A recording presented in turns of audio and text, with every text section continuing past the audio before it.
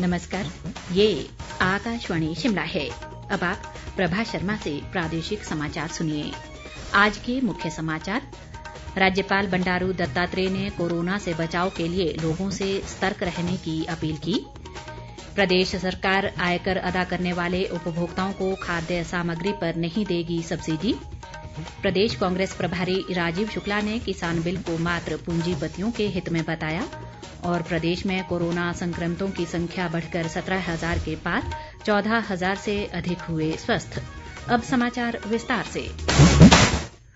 कोविड-19 महामारी के खिलाफ देश एकजुट होकर लड़ रहा है। आप भी हमारे साथ सुरक्षा और बचाव के 3 आसान एहतियाती उपायों का संकल्प लें। कोविड-19 से बचाव और सुरक्षित रहने के 3 उपाय।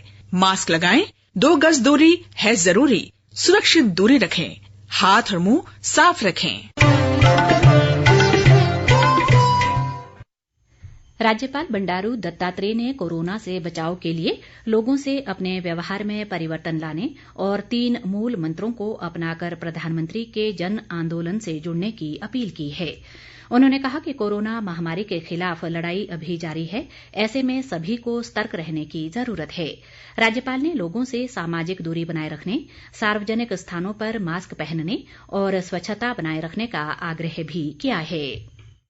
कोरोना महामारी के खिलाफ अभी लड़ाई खत्म नहीं हुई है, इसलिए जब तक इसकी दवा नहीं बनती तब तक ढिलाई नहीं बरतानी। मास्क पहने और हाथों को साबुन से धोने आदत बनाइए। सार्वजनिक स्थानों पर 2 गज की दूरी बनाए रखें। एक जिम्मेदार नागरिक के नाते इन नियमों को पालन जरूर करें और कोरोना से जीत में भागीदारी बने।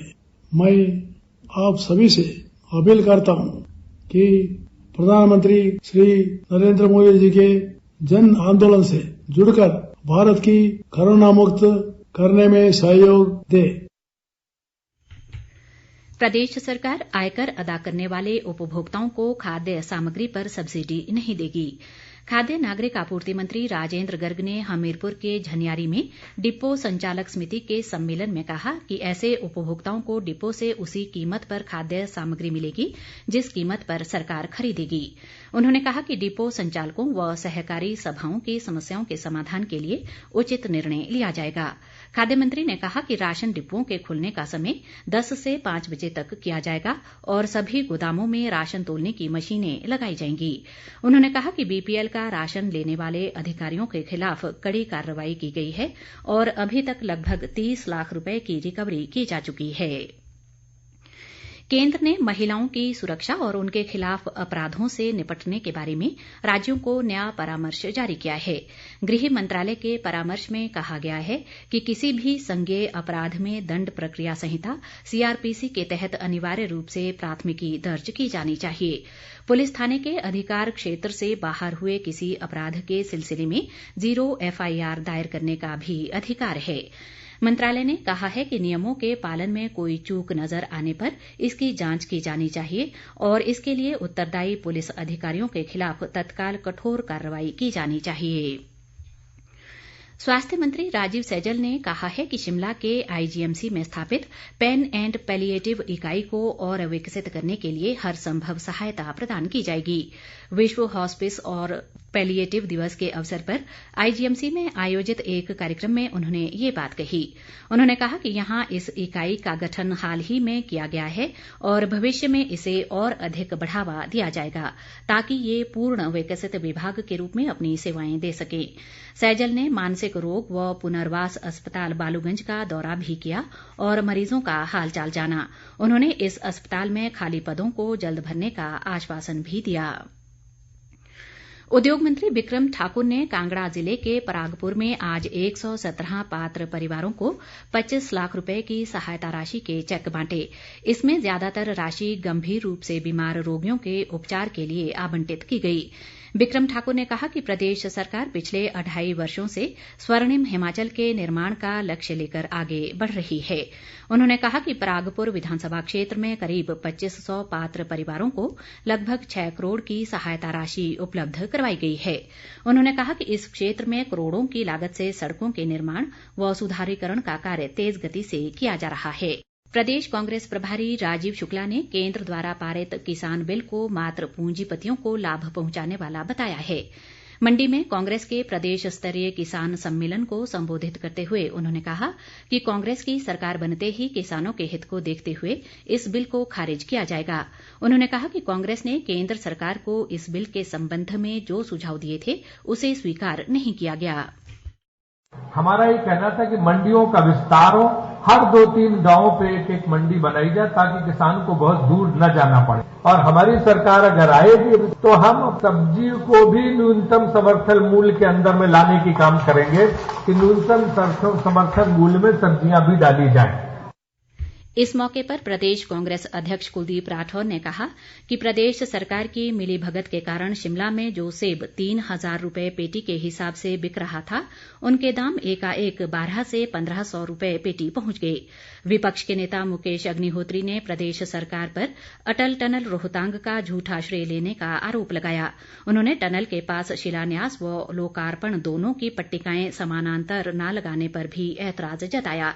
इससे पूर्व किसान बिल के विरोध में मंडी शहर में एक ट्रैक्टर रैली भी निकाली गई। दूसरी ओर सांसद रामस्वरूप शर्मा ने कांग्रेस पर मंडी में आयोजित किसान सम्मेलन के नाम पर अनुशासनहीनता व सोशल डिस्टेंसिंग की धज्जियां उड़ाने का आरोप लगाया है। एक बयान में उन्होंने कहा कि कांग्रेस नेता अटल टनल रोहतांग पर ओछी राजनीति कर रहे हैं, जबकि इस टनल का कार्य पूर्व प्रधानमंत्री अटल बिहारी वाजपेयी के कार्यकाल में शुरू हुआ। उन्होंने कहा कि वाजपेयी की सोच को वर्तमान केंद्र व राज्य की भाजपा सरकार ने मूर्त रूप दिया है। उन्होंने कांग्रेस पर किसान बिल को लेकर जनता को गुमराह करने का आरोप भी लगाया।